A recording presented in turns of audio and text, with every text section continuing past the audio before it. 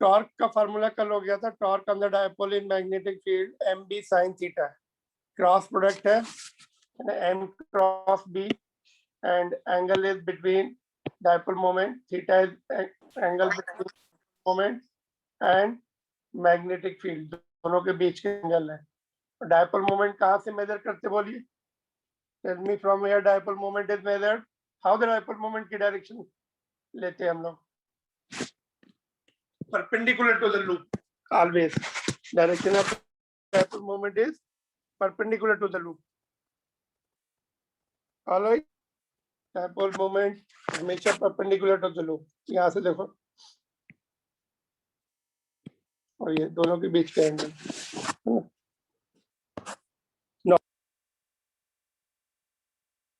और नॉर्मल के साथ ही डायपोल मोमेंट की डायरेक्शन आती है right hand rule which we have scene.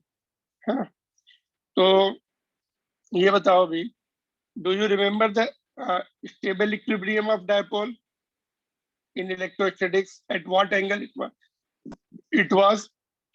उससे पहले थीटा, एक minute, at theta is equal to 0 degree torque will be 0 minimum. 0 degree कब आएगा बोलो? लूप जो है 0 डिग्री एंगल कब बनाएगा? जब फील्ड के साथ, तो उसका फील्ड के साथ क्या ओरिएंटेशन है, वेदर परपेंडिकुलर और पैरेलल? पैरेलल।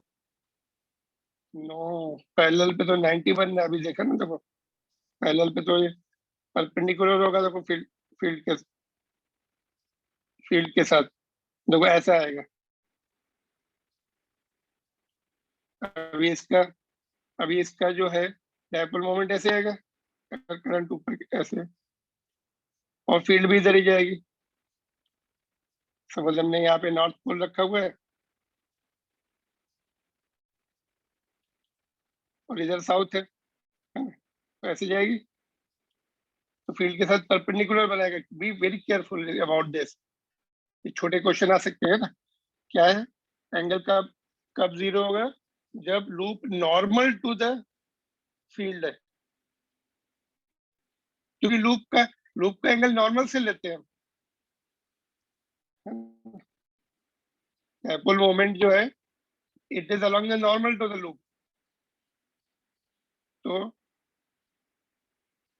ये जब लूप पूरा टर्न हो गया, ऐसे हो गया, लूप का जो प्लेन है फील्ड के साथ पैरेलल हो गया, तो एंगल इसका डायपोल मोमेंट इधर आएगा, ये एंगल 90 डिग्री होगा। ठीक है, तो बी वेरी केयरफुल डायग्राम, इसीलिए मैं बार बार तुम्हें हाईलाइट कर रहा हूँ, M is perpendicular to the loop. तो एंगल में थोड़ा कंफ्यूजन हो सकता है तुम्हें, अगर बोलेंगे loop is perpendicular to the field, तो एंगल 0 हो रहा है, क्योंकि लूप के नॉर्मल से मेजर करते हैं हम लोग, है ना। दिस पॉइंट इज क्लियर और नॉट? क्योंकि आगे जब हम फ्लक्स पढ़ेंगे फिर से ये कंफ्यूजन आता है। फ्लक्स में भी एंगल, मैग्नेटिक फ्लक्स या इलेक्ट्रिक फ्लक्स में भी एंगल कहाँ से लेते हैं? जब हम फ्लक्स पढ़ेंगे तो वहां पर भी सेम सिचुएशन आती है, मैग्नेटिक फ्लक्स में पर्टिकुलरली। इलेक्ट्रिक फ्लक्स में ऐसी जरूरत नहीं थी, वहां पे लूप नहीं था, वहां पे तो सिंपल इलेक्ट्रिक डायपोल था पॉइंट चार्जेस के साथ, है ना। बट इसमें प्रॉब्लम आ सकती है, जब लूप है तो फील्ड परपेंडिकुलर होती है लूप के, और डायपोल मोमेंट भी परपेंडिकुलर होता है लूप के, तो वहां से एंगल मेजर किया जाता है। तो बी वेरी केयरफुल, ठीक है। Now do you remember theta is equal to 0 पर dipole was in stable equilibrium, and theta is equal to 180, it was unstable equilibrium. This point is same, and this point is also same, which we have seen in electrostatics. So this is also very important. कब उसकी stable equilibrium होगी, कब unstable equilibrium होगी, इसका meaning याद है कि नहीं बोलो? Do you remember the meaning of stable and unstable equilibrium? इसमें क्या होता बोलो? स्टेबल इक्विलिब्रियम में क्या था? If you turn the dipole, it will come back to its initial point. Whereas if you slightly turn the dipole on unstable equilibrium, it will turn by 180 degree and get aligned to the magnetic field and no more what is called no more further turning. थोड़ा oscillate होके फिर रुक जाएगा वो. Why it is called equilibrium बोलो? Why we call it still we call it equilibrium? Because torque will be zero. Theta 0 पे theta is equal to 0 पे भी torque 0 आएगा.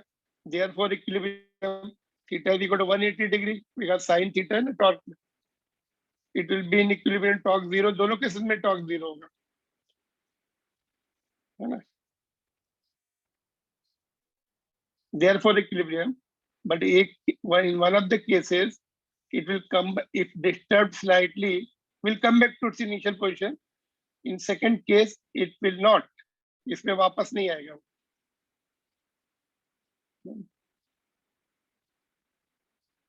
इसको हम ऐसे कंपेयर कर सकते हैं. तो तुमने ऐसे हेमिस्फेरिकल बॉल लिया और छोटी सी बॉल उस पर डाल दी, इसको डिस्टर्ब करो थोड़ा सा, ये वापस आ जाएगा, फिर इधर जाएगा तो फिर वापस आएगा. तो लोएस्ट पोजीशन पे स्टेबल इक्विलिब्रियम रहती है, मिनिमम पोटेंशियल एनर्जी रहती है ना. यहाँ इस केस में मिनिमम पोटेंशियल एनर्जी रहेगी. Do you remember all this points? Unstable में मैक्सिमम पोटेंशियल एनर्जी रहती है. यहाँ पे पोटेंशियल एनर्जी का फार्मूला नहीं है, डेरिवेशन एंड ऑल, डायरेक्ट लिख के छोड़ देंगे हम लोग. In case numerical comes you can do it. Who remembers the formula for potential energy? बोलो. इलेक्ट्रोस्टैटिक्स में क्या था पोटेंशियल एनर्जी का फार्मूला? किसी को याद है? Minus p cos theta. Minus p e cos theta था, minus p dot e dot product. ऐसे यहाँ भी आएगा. It is not given, theory part में नहीं है, numerical direct questions are given there. Potential energy will be, potential energy का symbol u लिखेंगे ना. यहाँ पे क्या आना चाहिए बोलो? Minus m b cos theta. Unit will be joule. तो you can just change the symbol and recall any formula which we have seen in electrostatics for dipole. Dipole के लिए just you can just easily make the formula. All the parts are valid. Symbols are changed. Now tell me this question. देखो, refer the diagram and find the magnitude of torque on the loop if current flowing is 2 ampere. ये loop है, देखो कौन से plane में? X Y plane में है. ठीक है. करंट किधर जा रहा है? एक minute, just let me remove this all. Magnetic field कितनी दी हुई है यहाँ पर? 2 tesla. B is equal to 2 tesla given. ठीक है. Current flowing in the loop is 2 ampere. Side is 1 metre. Square loop है. यहाँ भी देखो 1 मीटर लिखा है, इधर भी 1 मीटर लिखा है. तो डायग्राम में I have shown you all the things, therefore यहाँ पे नहीं लिखी. बोलो आंसर, क्विकली बोलो. Who will tell the answer?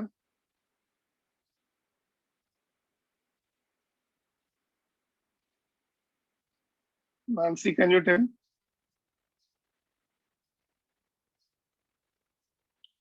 Priyanshu, कितना टॉर्क लगेगा बोलो? टॉर्क इज इक्वल टू क्या फॉर्मूला है? M B sine theta. M निकाल लेते हैं पहले, बिकॉज हमें सेकंड पार्ट में भी एम लगने वाला है, उसमें भी टॉर्क निकालना. एम निकाल लेते हैं पहले. बोलो. M is the dipole moment. How much? क्या फार्मूला है Meena? M is equal to I N A. कितने आएगा एम? आई कितना है? Are you there? Yes sir. Yes, sir. Okay. तो आई कितना है बोलो? Current 2 flowing is 2 ampere. 2 ampere shown in the diagram. Number of turns कुछ भी नहीं दिए तो 1 लेना, सिंगल टर्न. और area will be 1.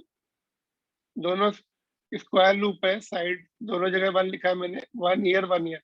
It will be square loop 1 square है ना, तो ये 2 आ गया। ओके, बोलो 2 है, और वेक्टर फॉर्म में लिख लें बिकॉज हमें नेक्स्ट पार्ट में वेक्टर फॉर्म में ही करना है। इसमें भी वेक्टर फॉर्म में पहले वेक्टर निकालना है, बाद में मैग्नीट्यूड निकालना है। बोलो कि डायरेक्शन किधर है, जल्दी से बताते जाओ पास। मैग्नेटिक फील्ड ऊपर है, मैग्नेटिक फील्ड का भी लिखेंगे वेक्टर फॉर्म में, इसका भी लिखेंगे वेक्टर फॉर्म में। फर्स्ट पार्ट में विदाउट वेक्टर फॉर्म में भी काम चल जाएगा, बट सेकंड पार्ट में लिखना पड़ेगा। क्या डायरेक्शन हुई डायपोल मोमेंट की, क्विकली बताओ तुम लोग। You are going very slow today. Upward vector form में बताइए, अपवर्ड वेक्टर फॉर्म में क्या आएगी? J cap. I cap, J cap, K cap, K cap, K cap. Y K K cap, because here is the X axis, here is the Y axis, here is the Z axis. ये सही है, बोलो। X यहाँ पे ले सकते हैं। Okay, this point I will ask you after this because will get confuse. तो along the z axis, तो parallel to z axis means k cap. Unit क्या होगी? एम्पियर मीटर स्क्वायर, ठीक है।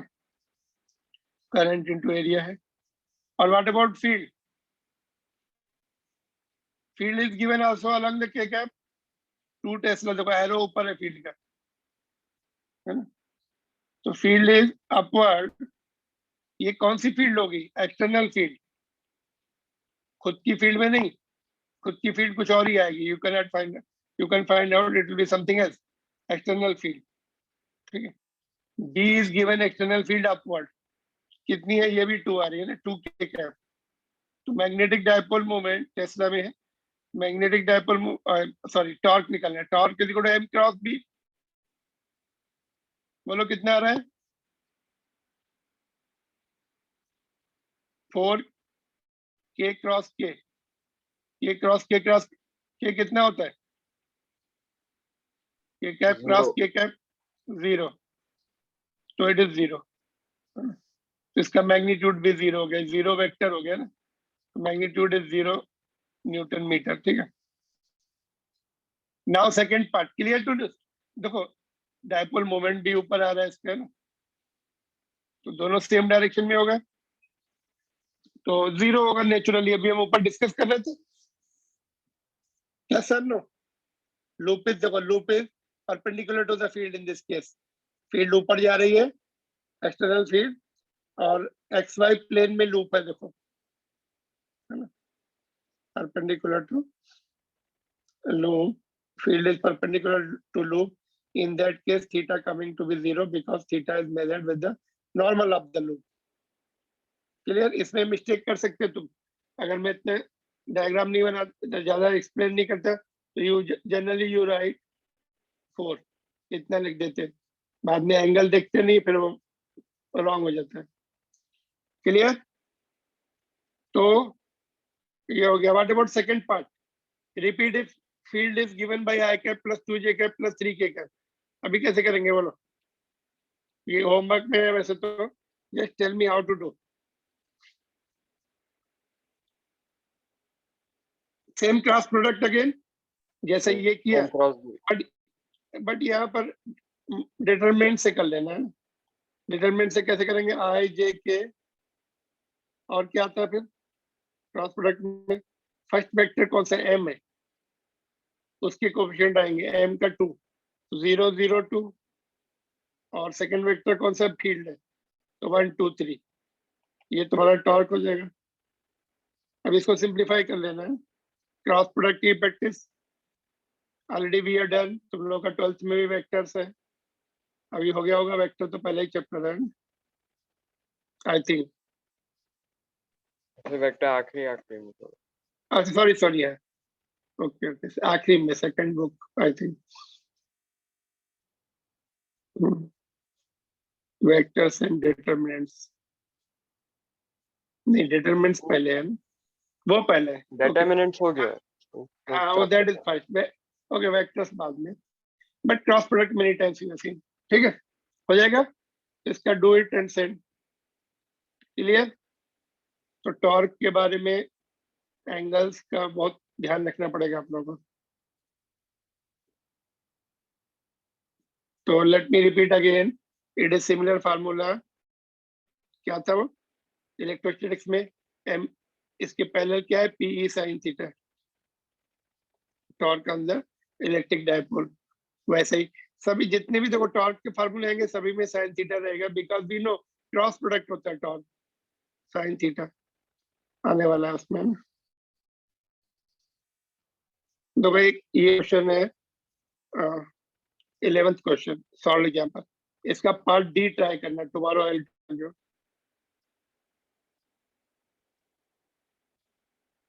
एंगुलर स्पीड निकालनी है ना।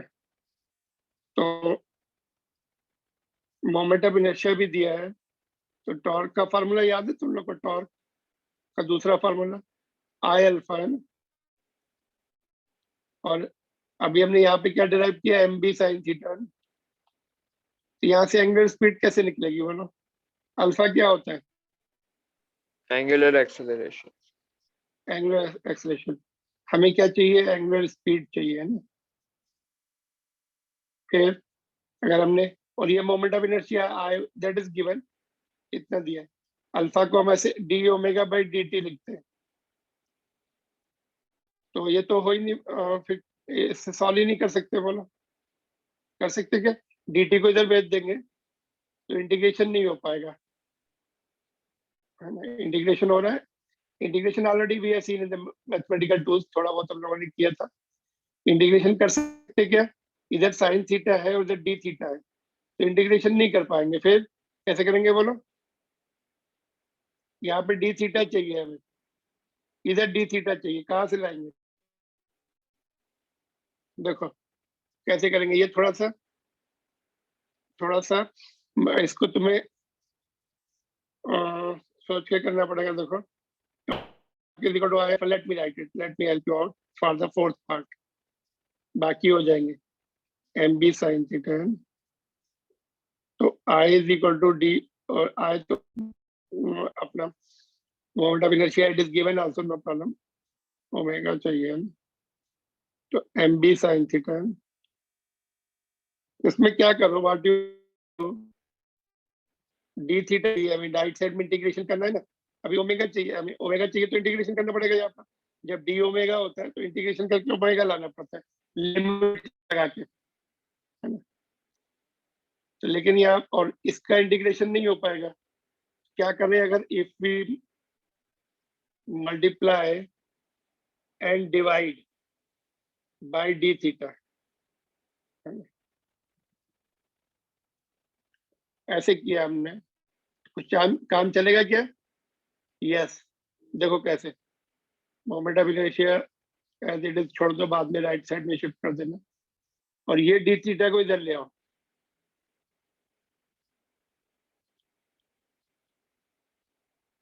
ठीक है, और बचा क्या? और ये कितना होगा बोलो? D theta by D T क्या होता है? ओमेगा। एंगुलर ओमेगा होता है, एंगुलर। एंगुलर स्पीड ओमेगा, और ये तुम्हारा डी ओमेगा ऐसे ही रहेगा। बस हो गया। अभी दोनों तरफ इंटीग्रेशन कर दो, कांस्टेंट बाहर निकाल लो, यहाँ पे इंटीग्रेशन करो, यहाँ पे इंटीग्रेशन। इनिशियल एंगल जो भी है वो देखना पड़ेगा, जीरो है कि क्या है ना। लिमिट पढ़ना पड़ेगा शुरू से, और वहां से 90 डिग्री टर्न करना है। 90 को पाई बाई 2 लिख दो, इधर इधर तुम इधर भी पाई बाई 2 लिखो। ओमेगा का इंटीग्रेशन क्या होगा बोलो? Omega square by 2। Omega square by 2 हो जाएगा। और साइन थीटा का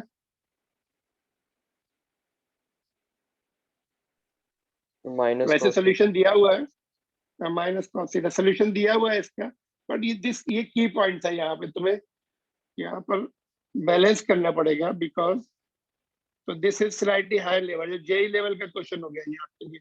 बोर्ड में तो नहीं पूछा है इसको कभी, but part of the NCERT book, you should know all these points. Anything can be asked from the NCERT book for board examination. Solid example में basic कभी-कभी, even solid example they ask in JEE advanced also, you know. NCERT book के solid example JEE advanced में आते हैं, mains में आते हैं, NEET में आते हैं, तो बोर्ड में भी आ सकते हैं। तो यहाँ पे दिया हुआ है शायद, ये देखो, it is given here. Can you see मेल बैलेंस किया, उन्होंने बैलेंस किया कि नहीं, डायरेक्ट लिखा है, आई डोंट नो, देख लेना। सॉलिड एग्जांपल है, other parts also you do this one. देखो ये वाला भी सॉलिड एग्जांपल है जिसमें पहला वाला part only I want to discuss.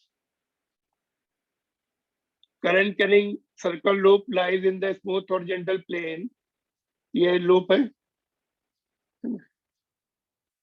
Horizontal plane में है, this is your horizontal plane.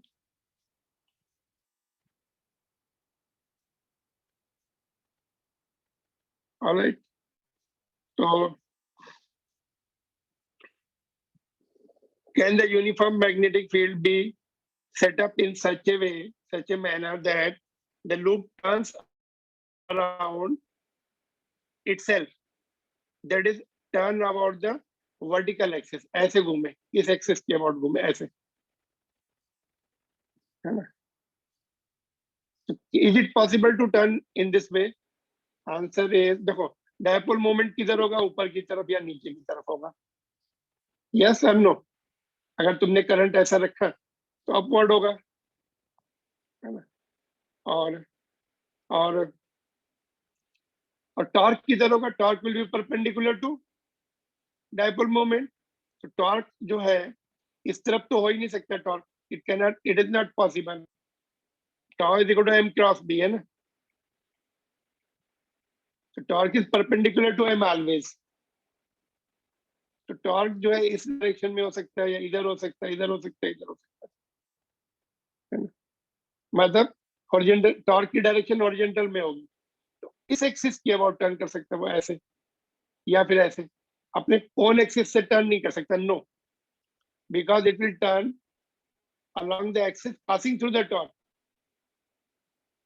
अभी डायपोल मोमेंट ऊपर हो गया या नीचे हो गया तो टॉर्क तो इधर होगा नहीं, टॉर्क लगेगा नहीं, हम टर्न नहीं कर सकते उसको, तो आंसर इज नो। ठीक है, तुम्हारी टेक्स्ट इसका एक्सप्लेनेशन दिया है, डायग्राम नहीं बनाया था इसलिए मैंने तुम्हें डायग्राम से समझाया। तो टॉर्क ऐसे आ सकता है, ऐसे टर्न कर सकता है, बट अभी वो हॉरिजॉन्टल प्लेन पे है, तो okay it can just have the tendency to turn, इस एज के अबाउट ऊपर उठ सकता है वो, या फिर ऐसे आ सकता है, टॉर्क की direction depending upon the field, ऐसे टर्न करेगा, तो about one of the edge it will try to lift up, but ऐसे कभी नहीं टर्न कर सकता, तो आंसर इज नो। तो turning will be always along the axis which is passing along the torque. जैसे मैंने डोर का एग्जांपल दिया तुम्हें, डोर जब ओपन करते हैं या क्लोज करते हैं तो एक्सिस टॉर्क अपवर्ड या डाउनवर्ड होता है, आर क्रॉस एफ से तुम डायरेक्शन निकाल सकते हैं, है ना? तो उसका जो टॉर्क है ऊपर या नीचे की तरफ होगा, एक्सिस ऑफ टर्निंग भी वो ये हिंजेस जो लगे रहते हैं साइड में, तो वहां से एक्सेस होता हुआ अप जाएगा या डाउन जाएगा, depending upon in which direction you are applying the force, closing और ओपनिंग। एक केस में टॉर्क ऊपर रहेगा, एक केस में टॉर्क नीचे रहेगा। तो these are the points of higher order thinking जो कि जनरली कॉम्पिटिशन में यूज होंगे, बोर्ड में मे नॉट बी आस्क्ड। तो सॉलिड एग्जांपल है, बाकी पार्ट कर सकते हैं अपने आप इसका। तो ये आ गया था क्वेश्चन, कल दिया था मैंने इसका आंसर, डायरेक्ट फार्मूला बेस है। Similar question is this also, इसमें भी डायरेक्ट फार्मूला बेस है ना? तो आई थिंक ये डन कर दिया तुमने। M cross B, M B sine theta, M क्या है, I N A, N one है कि कितने नंबर ऑफ टर्न्स दिए क्या देख लेना, नहीं दिए तो वन लिख देना। हाँ नहीं 30 दिया हुआ।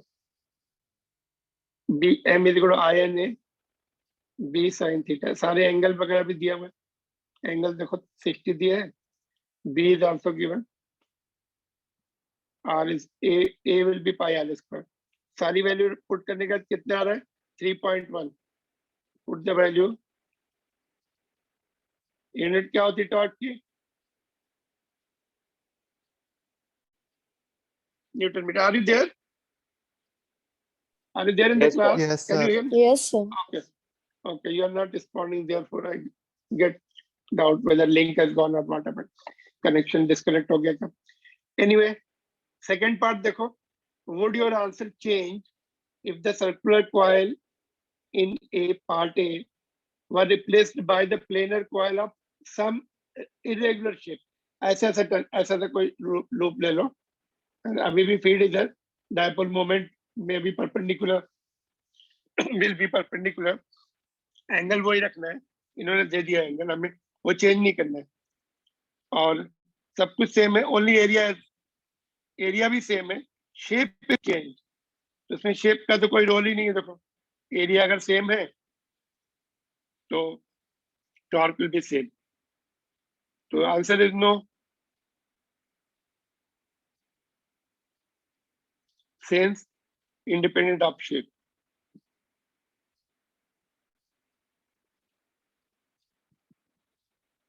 इसको स्क्वायर लूप बना दो, स्क्वायर लूप बना दो, और एरिया उतना ही रखो जितना पहले है, यहाँ से जो एरिया आएगा सेम एरिया बोल रहा है ना,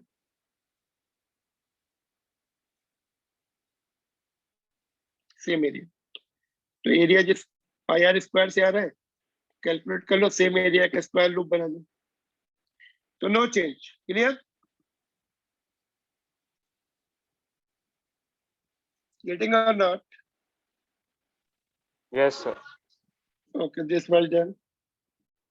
this is again interesting question. देखो ये वाला क्वेश्चन जो है important for board and JEE and NEET, सब जगह के लिए इंपॉर्टेंट। मैग्नेटिक फील्ड, इसमें only this part you may find difficulty, बाकी पार्ट तो you should be position to do it yourself, सारे पार्ट्स हो जाएंगे, ये और ये, ठीक है। फील्ड इज गिवन 3000 गॉसेस, तो टेस्ला में कितना होगा, इनटू क्या करना पड़ेगा, 10 टू द पावर -4. -4. ऐसे यूनिट में कन्वर्ट करना पड़ेगा टेस्ला में, and along the okay coordinate system. देखो यहाँ पर, are you convince x y z ऐसा, can we take x x here, y here और जेड हियर, ऐसे ले सकते हैं क्या, बोलो?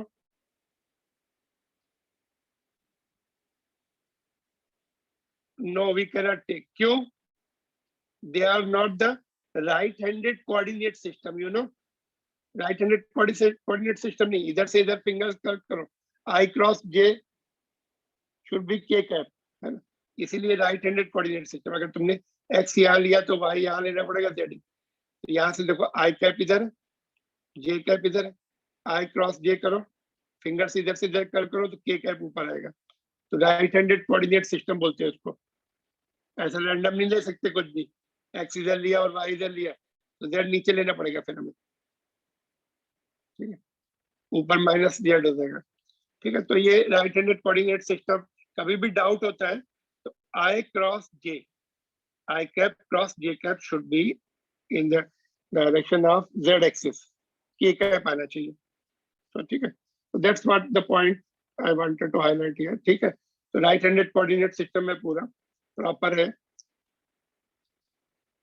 तो ये फील्ड किधर जा रही है, along the positive Z axis, field हमेशा ऊपर की तरफ है ना, यहाँ पे देखो ये everywhere they have shown it, no problem, along the Z axis, rectangle loop of the side 10 centimeters and 5 centimeter carries a current of 12 ampere, area निकाल सकते हैं यहाँ से, है ना, और what is the okay M भी निकाल सकते हैं, आई एन ए, एन के बारे में कुछ नहीं दिया तो 1 ले लो, ठीक है।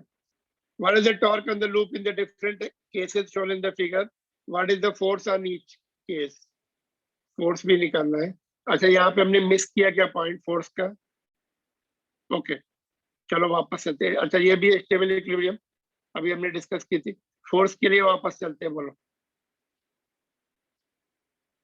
फोर्स का हमने वहां पे डिस्कस किया था इलेक्ट्रोस्टैटिक्स में, how much will be the force on this loop, चलो ये इसमें ऊपर वाले इसी ये can you see this diagram, NCERT book का डायग्राम है ये लूप है, क्लोज लूप मानना है यहाँ पे, देखो इमेजिन कर लो पूरा क्लोज लूप है, यहाँ पे gap is such A small gap, you can neglect it, यहाँ पे डायग्राम में उन्होंने गैप बहुत कम दिखाना चाहिए, let me just change the diagram, gap बहुत कम दिखाओ,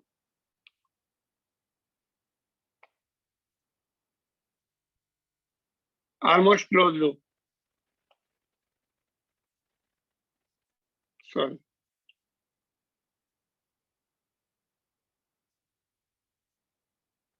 ठीक है, नो गैप ऑलमोस्ट। ठीक है, what will be the force in this loop? Force कितना होगा? फोर्स का तो हमने डिस्कस ही नहीं किया, क्वेश्चन में फोर्स भी पूछा है ना।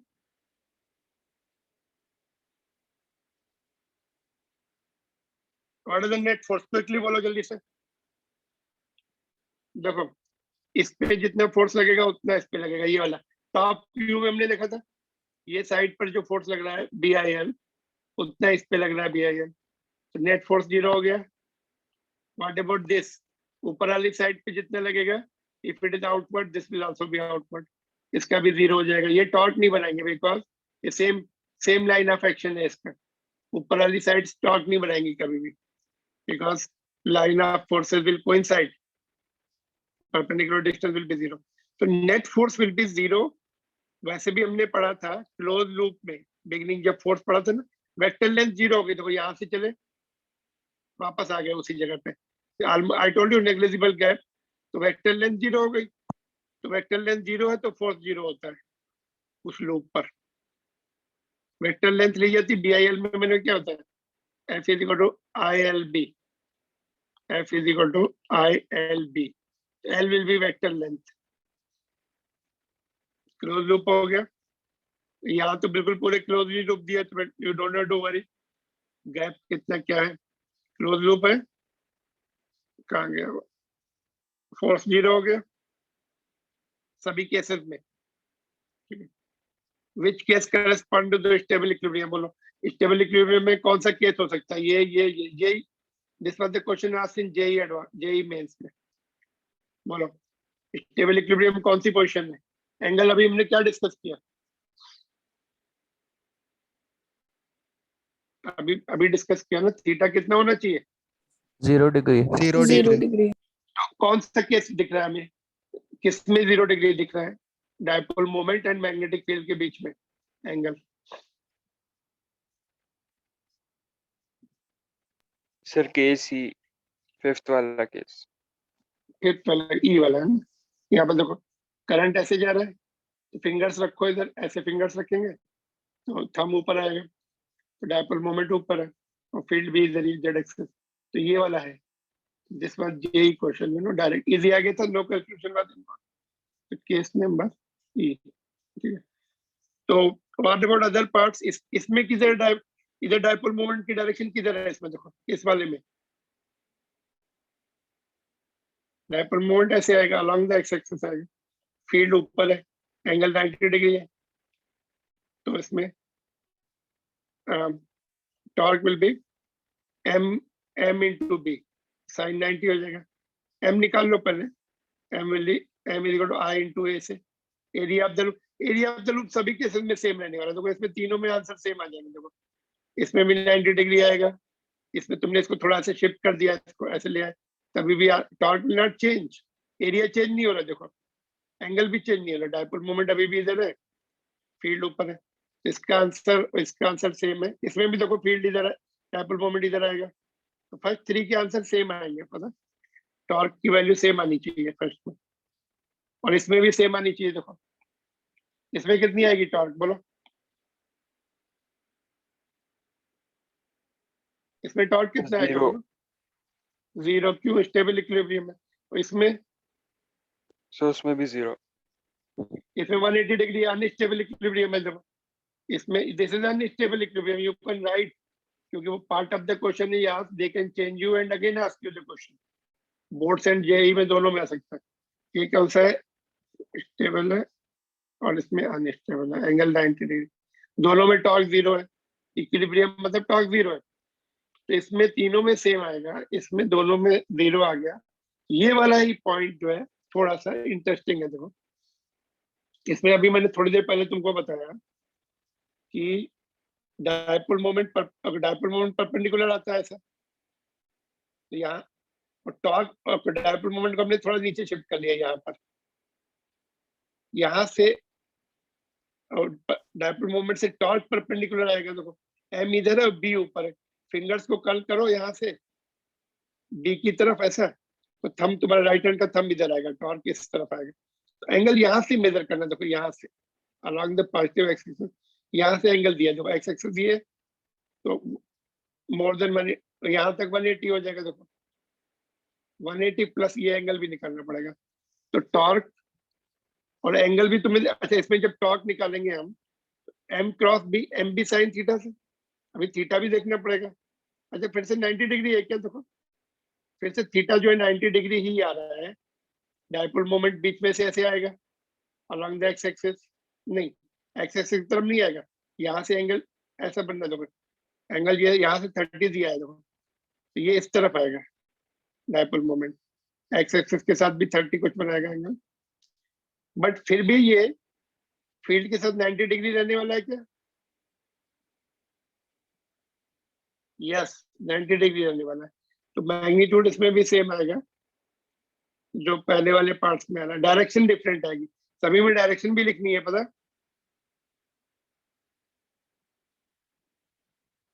देखो मैग्नीट्यूड सभी में सेम आ रहा है, आंसर देख सकते हैं आप लोग। ये ये डी पार्ट में भी मैग्नीट्यूड सेम आ रहा है, कहाँ है? डी एन, हाँ यस, क्योंकि इसमें भी जो तुम्हारा डायपोल मोमेंट है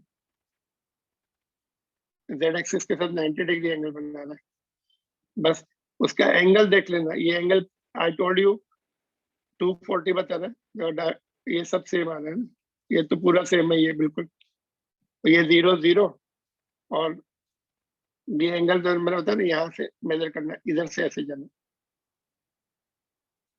तो यहाँ तक 180 हो गया और ये एंगल 60 डिग्री आएगा मेरे को, तभी 240 आएगा। This you do yourself, unless you do yourself you will not be able to get the right angle in case of question is changed slightly. तो ये थोड़ा सा इसमें part of the questions are being asked, board examination में केवल ये पूछ सकते हैं only one part and second part, that's all. इसमें और इसमें दोनों में आंसर भी सेम होंगे, डायरेक्शन भी सेम होंगे, और these parts can be asked easily, 2 parts. I told you JEE में केवल एक पार्ट पूछा था, ये वाला, मतलब this was asked, whole question was given, all the diagrams were given, only stable equilibrium पूछी थी कौन से ओरिएंटेशन में। तो your basic concept should be very clear, otherwise इसमें कुछ कर नहीं सकते तुम लोग। डायरेक्शन नहीं पता है ना, डायपोल मोमेंट की डायरेक्शन किधर होती, टॉर्क की डायरेक्शन किधर आती, फंस जाएंगे, फिर ये क्वेश्चन नहीं हो पाएंगे। I am telling you, just take your time, I have spent at least 10 times everything, तो try to understand in the class itself. I know कि ये डिफिकल्ट है थोड़ा, but once you understand the points you can do anytime, you can recall the things easily, ठीक है? just we'll wind up in next few minutes। तो ये question, इसकी direction थोड़ा एक बार प्रैक्टिस कर लेना, एक लूप ले लो अपना, ऐसा बना लो, फिर देखो क्रॉस प्रोडक्ट वगैरह से कैसे क्या है।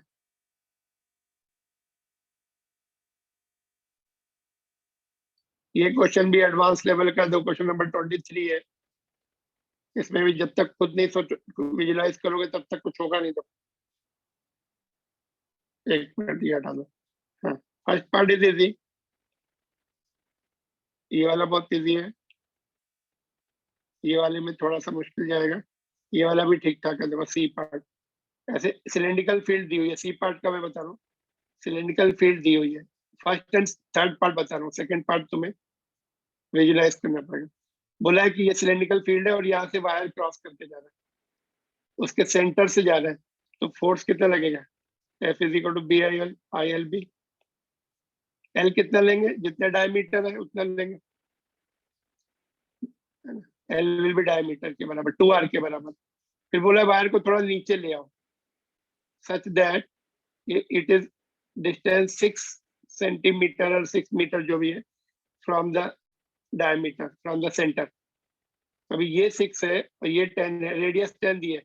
सिलेंड्रिकल फील्ड, सिलेंड्रिकल शेप में फील्ड है, सिलेंड्रिकल स्पेस में ऐसे सिलेंडर के फॉर्म में फील्ड अंदर या इस तरफ जा रही है या इस तरफ जा रही है, जो भी है।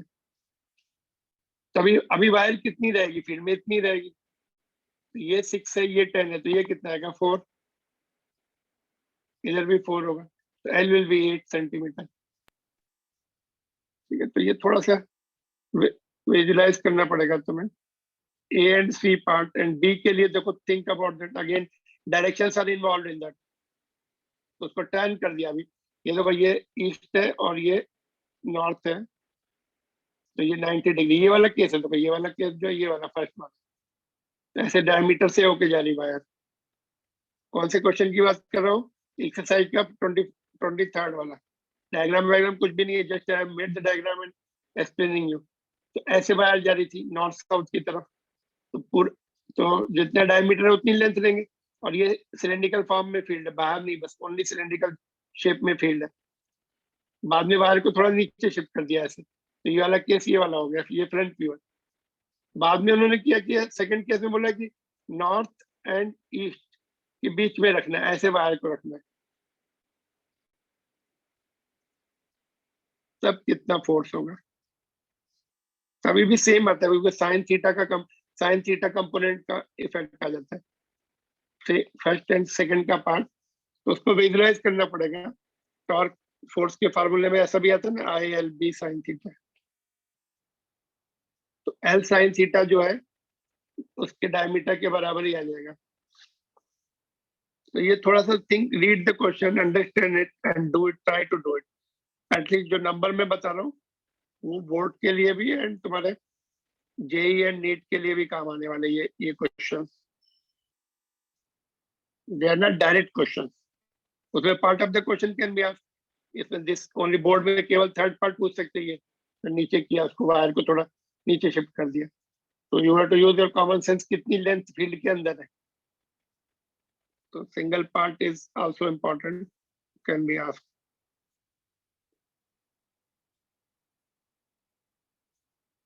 ठीक है, तो और कौन सा?